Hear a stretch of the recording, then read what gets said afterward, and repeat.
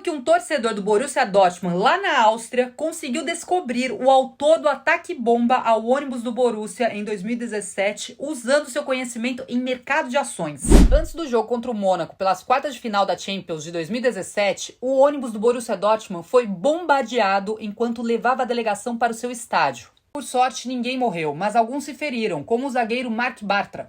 Na época, a primeira suspeita era de que se tratava de um atentado terrorista do Estado Islâmico. Mas um torcedor do Dortmund, na Áustria, percebeu algo esquisito. Rudolf Scheichel, especialista em mercado de ações, percebeu que no dia do jogo, as ações do Borussia Dortmund tiveram uma movimentação bem estranha. Na verdade, teve um aumento muito grande e completamente atípico no volume de aquisições de opções de venda de ações do Dortmund. Para simplificar, alguém apostou no colapso massivo das ações do Dortmund horas antes da bomba explodir. E esse colapso só seria possível com uma tragédia. Não bastava a eliminação, mas sim a exterminação do time para que o comprador conseguisse lucrar consideravelmente com a venda dos títulos.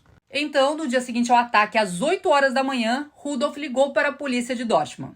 Mas a polícia não deu atenção para ele. Então ele enviou um e-mail para o departamento jurídico do Borussia Dortmund explicando várias evidências. E juntos começaram a perceber vários pontos. Por exemplo, uma carta que encontraram no lugar do crime, supostamente assinada por um grupo terrorista assumindo a autoria do ataque, na verdade foi escrita com uma linguagem que não batia com a normalmente usada nesses casos. Rastrearam o endereço IP do investidor misterioso que o Rudolf tinha identificado e viram que as transações foram feitas do hotel onde o Borussia estava concentrado. Descobriram então que elas foram feitas por um hóspede. Um hóspede que exigiu vista para o estacionamento recusando o melhor quarto do hotel. Um hóspede que horas após o atentado, enquanto a cidade e todo o hotel estavam em pânico, foi ao restaurante para comer um filé como se nada tivesse acontecido. Esse hóspede era Sergej Wenegold e tinha investido 26 mil euros em ações esperando lucrar pelo menos 4 milhões de euros, o que teria acontecido se o ataque tivesse sucesso. Mas no final das contas, ele ganhou apenas 3.300 euros.